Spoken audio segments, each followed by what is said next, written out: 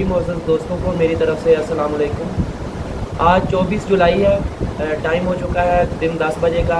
थल बाज़ार में हमारा आज तीसरी सुबह है। पहली सुबह हम घर से निकले थे, आज तीसरी सुबह हो चुकी है। थल बाज़ार में पहुँचे तो शुरू में काफ़ी सारे होटल्स थे। हमने रेट वगैरह पता किए। शुरू में जितने भी होटल थे वो एक तो उनके थोड़े रेट हाई थे और दूसरा जो साफ़ सुथरे कमरे थे वो बुक हो चुके थे। हम आगे आगे दरिया के साथ साथ चलते रहे, शायद आगे आगे होटल आते जाएं, लेकिन फिर हमारी नज़र जो पड़ी वो थल बाज़ार का जो आखिरी होटल था मस्जिद के साथ। होटल का नाम था कुमराट 7 स्टार होटल। इनके अमले से मिलके हमें बहुत खुशी हुई। अमले के लोग जितने भी हैं बड़े मेहमान नवाज, बड़े शफीक, और इनका अखलाक देख के हम इनसे बहुत मुतासर हुए। हम पहली रात यहाँ रुके और फिर हम वादी कुमराट चले गए। सारा दिन वहाँ घूमने के बाद शाम को फिर हमने वापसी पे यहीं स्टे किया। इसकी एक होटल की एक ख़ास बात यह है कि पिछली तरफ जो है वो दरिया बहता है, दरिया पंचगोड़ा, और होटल के कमरे साफ़ सुथरे हैं, गर्म पानी की सहूलत यहाँ है। मैंने सोचा क्यों ना अगर मेरी वीडियो देख के लोग यहाँ पे आना चाहें तो ये ना हो कि लोगों को होटल ही ना मिले, इसलिए होटल वाले का राब्ता नंबर और कमरे वगैरह आपको दिखा दिए जाएँ ताकि आपको आसानी रहे। आप फ़ोन पे पहले पता कर लें कि रहने के लिए जगह है या नहीं। और एक और ख़ास बात इस होटल की कि इस होटल में अगर आप फैमिली के साथ आते हैं तो यहाँ पे खाना पकाने की सहूलत अपनी मुयसर है। आप अपनी मर्ज़ी की सब्ज़ी, गोश्त, कोई भी चीज़ लाकर आप यहाँ पर पकवा सकते हैं या खुद पका सकते हैं। बिल्कुल आपको अपने घर जैसा माहौल यहाँ पर मिलेगा। तो ये है शफी भाई। अस्सलाम वालेकुम भाइयों, ये हमारा कुमराट 7 स्टार होटल है। ये थल बाज़ार से 1 किलोमीटर के फासले पर है और यहाँ इसकी लोकेशन बहुत अच्छी लोकेशन है। ये भाई ने खुद देखी है, ठंडी हवाएं चल रही हैं। जब वो खिड़कियाँ, कमरे की खिड़कियाँ उस वक्त खोलते हैं तो दरिया पछोड़े के ठंडी हवा आते हैं, जैसे कि AC लगा हुआ है। बहुत अच्छे मौसम है और कमरे भी साफ़ सुथरे कमरे हैं। जिससे जितने भी टूरिज़म आना चाहते हैं मैं ये कहता हूँ कि कुमराट आने पर आपको किसी किस्म की किसी भी चीज़ का टेंशन नहीं होगा। आप कुमराट आके घूमने के लिए आप शार, काला चश्मा, जो भी पॉइंट आप चाहते हैं वहाँ के लिए जीप भी आपके लिए यहाँ से जीप भी दस्तियाब हो गया। हमसे रास्ते के लिए आपके लिए जीप भी करवा देगा नासिक पे। और जहाज बांधने के लिए जाना है, तालाब के लिए जाना है, जिस जगह भी जाना है इनके लिए आपके यहाँ से जीप हम करवा के देंगे इंशाल्लाह। और हाँ, इनकी एक और ख़ास बात कि इनके पास गाइड की सहूलत भी मुयसर है। अक्सर कराची वाले लोग या दूसरी तरफ से जो लोग आते हैं जिनको इस इलाके का पता नहीं होता, वो रास्ते में किसी न किसी गाइड से मिल जाते हैं। वो पैसे बटोरने के नाम पे सही पॉइंट पे आपको लेके नहीं जाते। हमने कल भी आपको बताया था जो काला चश्मा का असल पॉइंट है वहाँ तक कोई भी नहीं जाता। अगर कोई काला चश्मा के जो असल पॉइंट है वहाँ पर जाना चाहे, या जो दो जंगा पुल है वहाँ पर जाना चाहे, और या शाहजोर लेक की तरफ जाना चाहे, तो हर जगह पर जाने के लिए इनके पास गाइड की सहूलत मुयसर है। इसकी लोकेशन आप देख सकते हैं। मशरिक़ की जानब इसके ये मस्जिद है, मगरब की जानब जो है वो दरियाए पंचगोड़ा बहता है, और साथ ही एक है लकड़ी का सस्पेंशन पुल बना हुआ है। बाकी मज़ीद अपना जो राब्ता नंबर है वो भाई नोट करवा देते हैं आपको, और कमरे हम आपको दिखाते हैं। ये राब्ता नंबर हमारा है 0323 95 23 932, और ये दिलदार का नंबर है 0346 100 पूरे 171 73। ये दोनों नंबर हमारे, जिस टाइम भी आप राब्ते कर सकते हैं।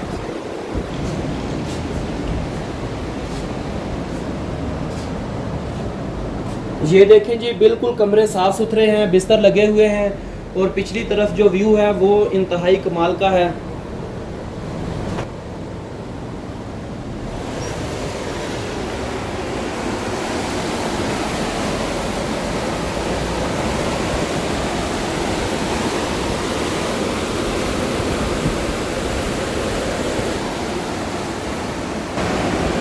ये देखिए, वाशरूम भी साफ़ सुथरे हैं, पानी, गर्म पानी की सहूलत भी है। और एक और बात जो पहले मैं बताना आपको भूल गया, तो ये होटल जो है ये है फैमिली के लिए। अक्सर फैमिली वाले लोग या ग्रुप टूर वाले लोग इस होटल का इंतखाब करते हैं। अगर आप एक विला टाइप में रहना चाहते हैं या आप ऐसे होटल में रहना चाहते हैं जहां आपको कोई डिस्टर्ब ना करे, तो इनके पास ऐसी सभी फैसिलिटीज़ हैं। ये आपको अपने तौर पे होटल बुक करवा के देंगे। अगर आप खुद करेंगे तो आपको होटल महंगे पड़ेंगे। लिहाजा इनसे रब्ता कीजिए, लाजमी इनके साथ ताउन कीजिए। इनका ये होटल अभी पिछले साल बना है, ऊपर वाला हाल अभी इनका बनना बाकी है। इनको मैंने मशवरा दिया था कि अक्सर जो इधर आते हैं सैर सपाटे के लिए लोग आते हैं, जिनको शौक़ होता है वो होते हैं स्टूडेंट्स, और स्टूडेंट्स के पास इतना ज़्यादा ख़र्चा नहीं होता, ज़्यादातर के पास ख़र्चा नहीं होता, थोड़े बजट ट्रैवलिंग करना चाहते हैं। इनको मैंने मशवरा दिया कि ऊपर वाला जो हाल है ना, वहाँ आप जो दूसरे ममालिक में होता है कि एक हॉस्टल की सहूलत दी गई होती है, जहाँ आप अपने बैग वगैरह रख सकते हैं और आपको अलग अलग से दिया जाता है, एक आपका केबिन बना होता है। तो इन्होंने कहा है कि इंशाल्लाह अगली बार तक हम ये चीज़ ऐड कर देंगे अपने होटल में। और इसके अलावा जो मालूमात यहाँ की हैं, यहाँ पे टेलीनॉर के सिग्नल आते हैं, सिर्फ 2G चलती है, जोम के सिग्नल आते हैं, लेकिन नेटवर्क काम नहीं करता बिल्कुल, ना 2G ना 4G ना 3G। हो सकता है आने वाले वक्त में हो जाए मुकम्मल, तो पता नहीं, लेकिन अभी यहाँ पर जो है वो जैज़ की 4G चलती है। और इनका कहना है कि हम इंशाल्लाह अगले साल तक यहाँ पर जो होता है 4G सिग्नल बूस्टर वो लगवा लेंगे, ताकि हमारे होटल में रहने वाले जितने भी लोग हैं उनको सिग्नल की परेशानी का सामना ना करना पड़े। लिहाजा आप होटल का इंतखाब करते वक्त इन बातों का ख्याल लाजमी रखिएगा कि आपको गर्म पानी भी मिले, साफ़ सुथरा कमरा भी मिले, और जो व्यू है वो भी बहुत प्यारा मिले। अभी हम चलते हैं, जो बाकी चीज़ें रह गई हैं वो देखते हैं, और फिर हम कटोरा लेक की तरफ निकलते हैं। उधर का हमारा ट्रैक जो है काफ़ी लंबा है।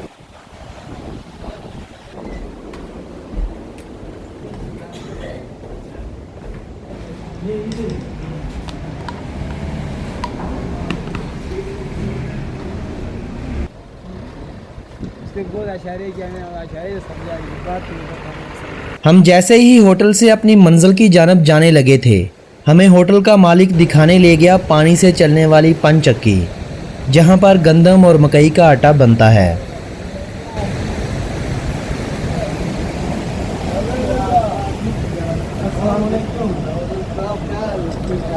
अस्सलाम वालेकुम। इसको मीडिया में निकालो यार, मीडिया में निकालेगा। हाँ ना, ये देखो कितना गरम आटा निकाल रहा है, ये आग नहीं जलाया। ये मकई का आटा है, तुम लोग मकई खाते नहीं हो, हम तो यहाँ ये पानी हमारी तरफ मकई वैसे भी नहीं होती खान साहब। वो अच्छा नहीं है, वो गंदा है, ये अच्छा है। आप किधर ये थे? 5 साल भी ये आटा रखेगा, ये खराब नहीं मैं होगा। तो इस साल चिल्ला लिया में लगाया। शहर में वहाँ से साथी मिले थे कि हम गुजरात आए, अब घर आए, फिर हम आगे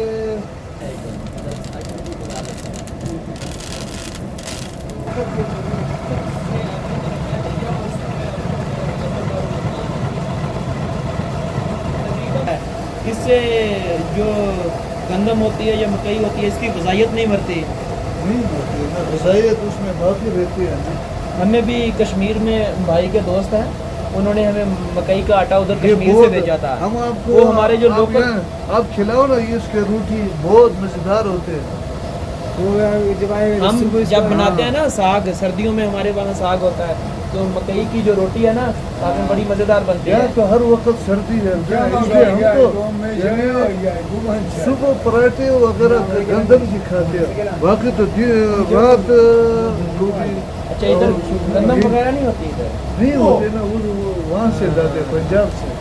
गंदम तो फिर इधर काफ़ी महंगी होगी। महंगी। आप ही चला रहे हैं शुरू से? इसके वालिद साहब थे, आलिम थे, वालिद साहब थे, फिर मैं थे, फिर ये और उसके बच्चे। इसका वालिद ये साहब एक मन के 3 शेर लेते हैं मजदूरी, एक मन के 3 से 3 शेर। और एक मन कितनी तुम्हारा जमीन-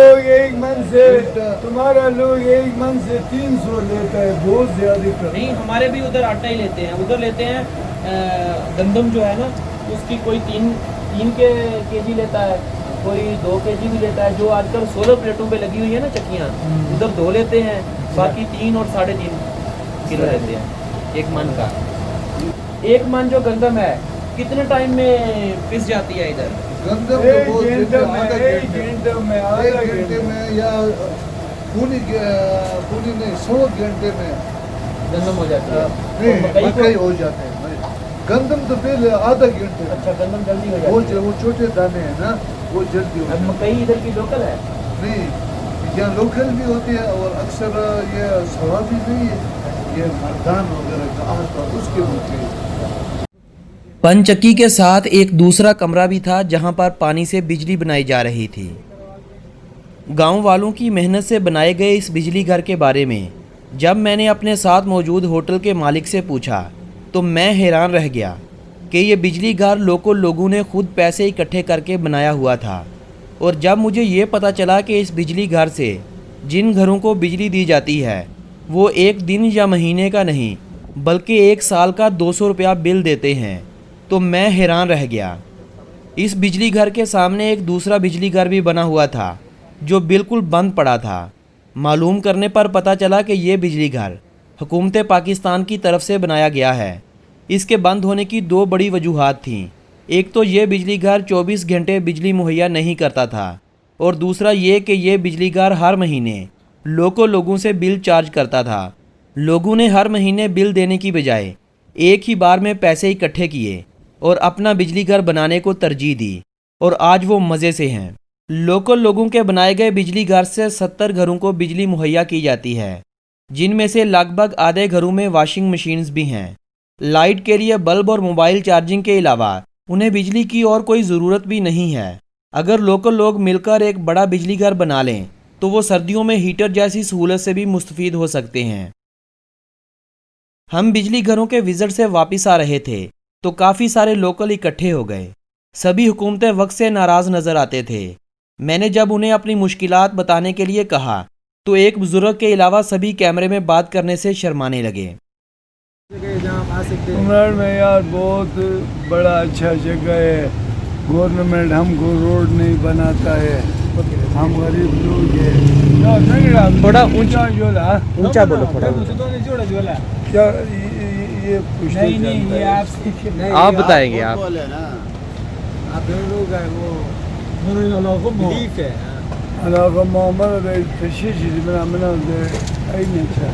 हमको रोड नहीं बनाता है यार, हुकूमत हमको रोड नहीं बनाता है। और इसके अलावा ये कि अगर हम कोई मसला नहीं है। हाँ, बिजली का कोई मसला नहीं है, रोड का बहुत ज्यादा मसला है। स्कूल कॉलेज यार रोड नहीं बनाता है, वो स्कूल भी किस तरह बनाता है, कॉलेज भी अस्पताल है कोई इधर थल में? कोई नहीं है। ये रोड का ये हाल है और चीज का कोई हाल। इतना खूबसूरत इलाका होने के बावजूद एक वहाँ कमी थी, वो थी पुख्ता सड़कों की। और दूसरी जो सबसे बड़ी कमी मुझे महसूस हुई वो वहाँ मुझे एक हॉस्पिटल के होने की हुई, क्योंकि वहाँ पर जो एक हॉस्पिटल था वो ना होने के बराबर था। उस पर भी हुकूमत वक्त की तवज्जो की अशद ज़रूरत है। दोस्तों, हमारा अगला सफ़र होगा थल से जहाज़ बांडा की तरफ। लिहाजा अगर आपने अभी तक जहाज़ बांडा और इससे जुड़े हुए इलाके नहीं देखे तो मेरे इस YouTube channel travel with Nabeel को सब्सक्राइब कीजिए। बेल आइकन को दबाइए ताकि वीडियोस के अपलोड होते ही आपको नोटिफिकेशन के ज़रिए बाखबर कर दिया जाए। अगली वीडियो तक के लिए खुदा हाफिज़।